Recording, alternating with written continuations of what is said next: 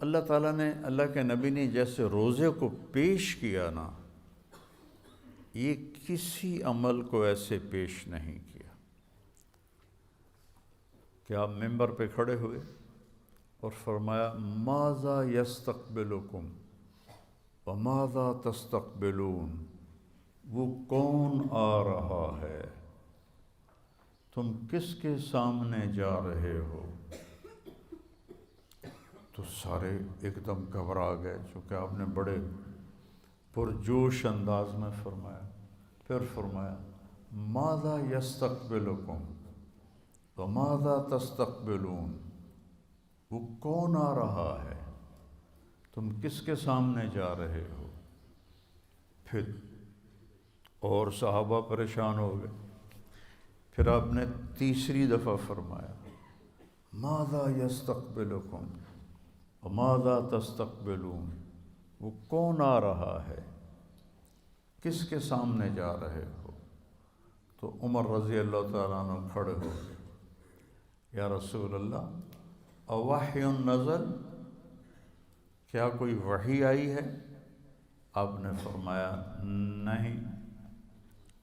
تو پھر انہوں نے پوچھا اعدو حضر، کوئی دشمن آ رہا ہے جو آپ نے دیکھ لیا ہے؟ آپ تو اللہ کو، آپ کو غیب کے پردے ہٹا دیتا تھا اللہ آپ سے۔ اعدو حضر، کیا کوئی دشمن آ رہا ہے؟ آپ نے کہا نہیں۔ کہا تو پھر کیا ہے؟ آپ نے کہا رمضان آ رہا ہے۔ یہ تعبیر نہ نماز کے لیے ہے، نہ حج کے لیے ہے، نہ زکوٰۃ کے لیے ہے، اور نہ جہاد کے لیے ہے، نہ تہجد کے لیے ہے، نہ ذکر کے لیے ہے، نہ تلاوت کے لیے ہے۔ کسی عمل کی یہ تصویر کشی میرے نبی نے نہیں فرمائی جیسی کہ روزے کی فرمائی، رمضان آ رہا ہے۔ اور دوسری حدیث میں فرمایا اگر میری امت کو پتہ چل جائے لو یعلم امتی ما رمضان لتمنت ان تکون السنۃ کلھا رمضان، اگر میری امت کو پتہ چل جائے کہ رمضان کی کیا قیمت اور کیا فضیلت ہے، تو سارے تمنا کریں کہ کاش سارا سال ہی روزے ہوتے، سارا سال ہی رمضان ہوتا۔ تو پھر اللہ تعالیٰ نے اس کی فرضیت کو یا ایھا الذین آمنوا کتب علیکم الصیام، تم پہ روزے ہم نے فرض کیے ہیں، کما کتب علی الذین من قبلکم، جیسے تم سے پہلے لوگوں پر ہم نے روزہ فرض کیا تھا، تم پر بھی فرض کیا ہے۔ کیا ملے گا؟ لعلکم تتقون، تمہیں تقوی ملے گا۔ تو روزے کے ساتھ کیا ہوتا ہے؟ تقوی مل جاتا ہے۔ جب تقوی ملتا ہے من یتق اللہ یجعل لہ مخرج ویرزقہ من حیث لا یحتسب، جو تقوی اختیار کرتا ہے اللہ تعالیٰ اس کو وہاں سے رزق دیتا ہے، اس کو ہر تنگی سے راستہ دیتا ہے، اور وہاں سے رزق دیتا ہے جہاں سے اس کو وہم و گمان بھی نہیں ہوتا۔ اب یہ راستہ صرف مسلمان کے پاس ہے کہ اگر وہ تقوی اختیار کرتا ہے تو اسے اللہ وہاں سے دے گا جس کا اس کو وہم و گمان بھی نہیں ہوگا۔ من یتق اللہ یجعل لہ من امرہ یسرا، جو تقوی اختیار کرے گا اللہ اس کے لیے آسانیاں پیدا کر دے گا۔ من یتق اللہ یکفر عنہ سیئاتہ ویعظم لہ اجرا، جو تقوی اختیار کرے گا اللہ اس کے گناہوں کو معاف کر دے گا، صاف کر دے گا۔ یکفر کا مطلب ہوتا ہے نشان مٹا دینا، عفا کا مطلب ہوتا ہے چھپا دینا، اور تکفیر کا مطلب ہوتا ہے نشان مٹا دینا۔ اللہ ان کے گناہوں کے نشان مٹا دے گا اور ان کا اجر بہت زیادہ کر دے گا۔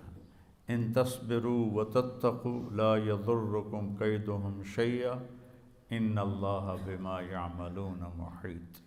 تم صبر اور تقوی اختیار کرو تو دشمن کی کوئی چال تمہارے اوپر کارگر نہیں ہوگی، اللہ ان کا گھیرا ڈالے ہوئے ہے، ان کے گرد گھیرا ڈالے ہوئے ہے۔ تو روزے کا صلہ بتایا گیا ہے تقوی، کہ اس سے انسان کو تقوی حاصل ہوتا ہے، اللہ کی خشیت، اللہ سے حیا کو تقوی کہتے ہیں۔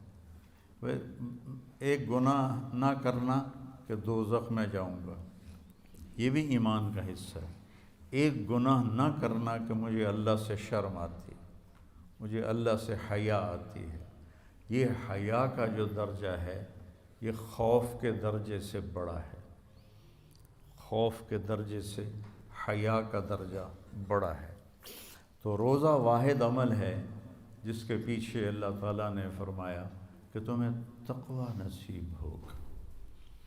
اور اللہ کے نبی کا فرمان ہے من صام یوما تطوعا ثم اعطی ملء الارض ذهبا لم یستوف ثوابه دون یوم الحساب، کہ جس نے نفلی روزہ رکھا، نفل جو آپ کی نفل زائد کو کہتے ہیں، جس نے نفلی روزہ رکھا اور پھر اس کے بدلے میں پوری دنیا سونے سے بھر کے اس کو پیش کی گئی، 7 بر اعظم سونے سے بھر کے اس کو پیش کیے گئے کہ یہ آپ کے روزے کا بدلہ ہے، تو میرے نبی نے فرمایا کہ یہ سونے سے بھرا ہوا جہان اس نفل روزے کا بدلہ نہیں بن سکتا، صرف قیامت کے دن اللہ ہی اس کا بدلہ عطا فرمائے گا۔ تو فرض روزے کو حضرت علی نے فرمایا جو ایک روزہ چھوڑ دے فرض اور پھر قیامت تک روزے رکھتا رہے، زندگی بھر نہیں، قیامت تک زندہ رہے اور روزے رکھتا رہے، تو اس ایک فرض روزے کے اجر کو حاصل نہیں کر سکتا۔